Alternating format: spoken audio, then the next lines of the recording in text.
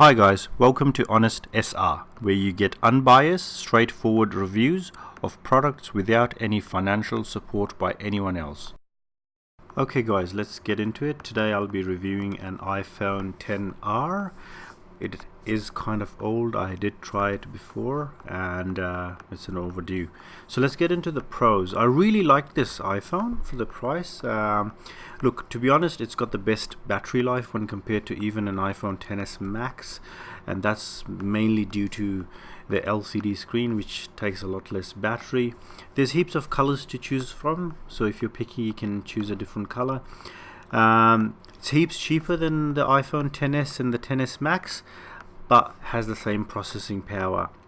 So got this better processor than an iPhone X. You get the portrait depth effect, where the background is blurred with the single camera still. It's lighter than an OLED iPhone XS Max, as it uses aluminum, and it's got a pretty decent camera. Not as good as the XS Max, but nearly good enough, and that's pretty good. Okay, now getting into the cons. First things first, if you have used an iPhone X or the XS Max or XS, anything with an OLED display or like an Android with an OLED display, immediately you will notice the downgrade. It's not as clear, and also the darks aren't really dark. So if you're really fussy about those stuff, you can notice it.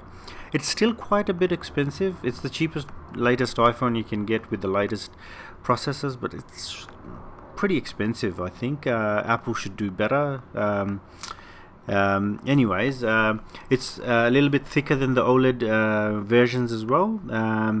The depth effect, I have a problem with it. It only works with people, so it does not work on objects. So if you're trying to take a coffee mug photo with the background blurred, wouldn't work. It also doesn't come with a 512 gig option either, so maximum is 256, which is pretty weak this day and age.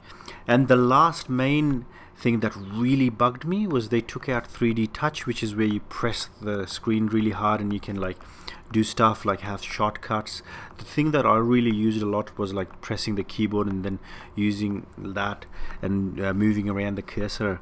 I found that really useful, but however they've replaced it with something called haptic touch, where you hold the space bar for a while, then you can do the same. I found it to be slow and unreliable, which was really annoying for myself. Okay, now moving on to the verdict.